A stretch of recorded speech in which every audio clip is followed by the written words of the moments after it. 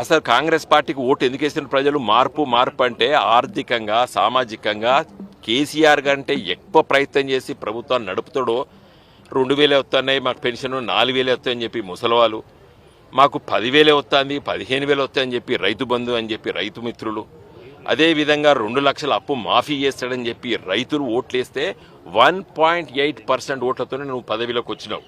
Mind it, నీకు వచ్చినటువంటి majority only 1.8%. 100కి 1 ఓటైతే నీకు మెజారిటీ వచ్చింది. ఈ మెజారిటీతోని ఎట్లా నువ్వు చరిత్రను మార్చే ప్రయత్నం చేస్తావు? అన్నిటికంటే ముఖ్యంగా ఈ కాకతీయులు కట్టినటువంటి ఈ చరిత్ర గురించి ఒకటే నిమిషం చెప్తా.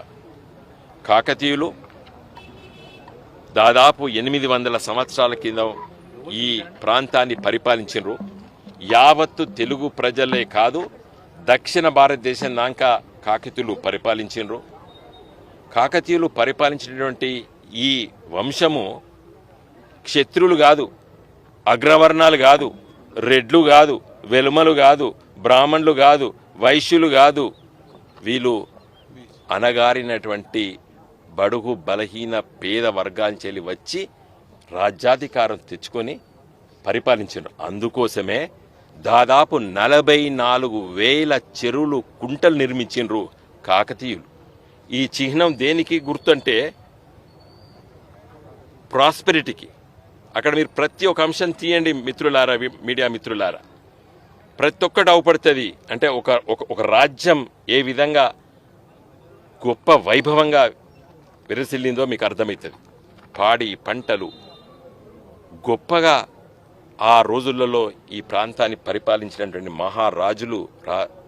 వాళ్ళ రాజరికం అంటే ఏదో ఒక దోపిడి వర్గాలు కాదు.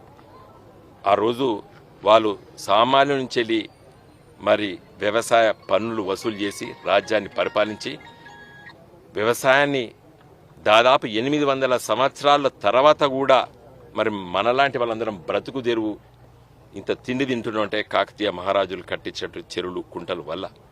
అందుకోసమే కేసీఆర్ గారు ఆ రోజు చాలామందితో చర్చించి ఈ కళాతోరణాన్ని మన చిహ్నంలో పెట్టడం జరిగింది.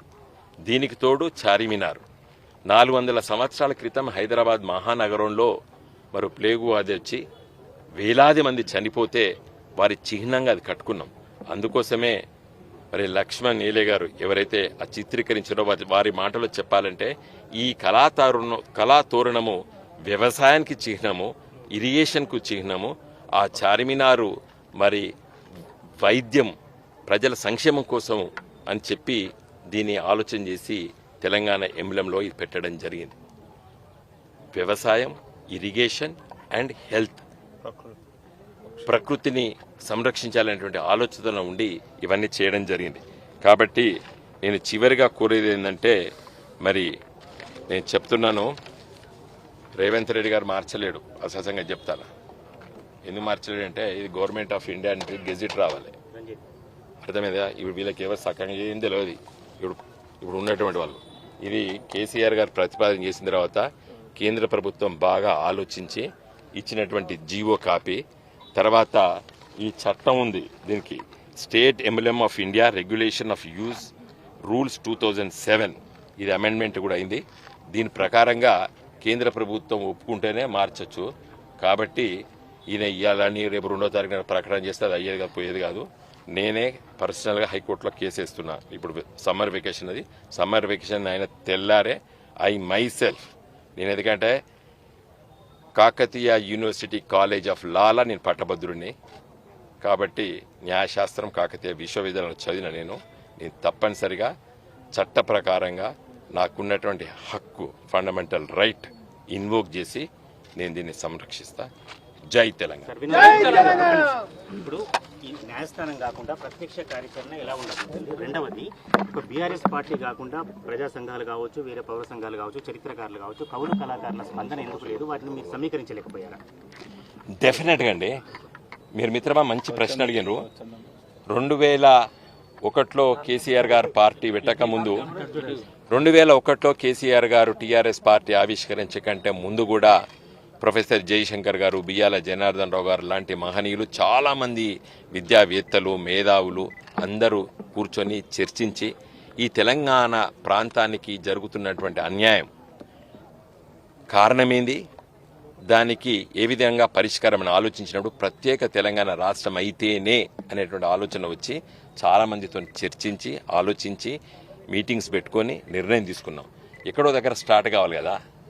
పిడికడ మందితో తెలంగాణ ఉద్యమం స్టార్ట్ అయింది, కుర్రూరుతోంది తెలంగాణ మొత్తం. నేను అందుకోసమే పార్లమెంట్లో మాట్లాడినప్పుడు, నో కాన్ఫరెన్సేషన్ మాట్లాడినప్పుడు చెప్పిన, నేను the ఎపీ centre of Telangana education is Warangal అని చెప్పిన.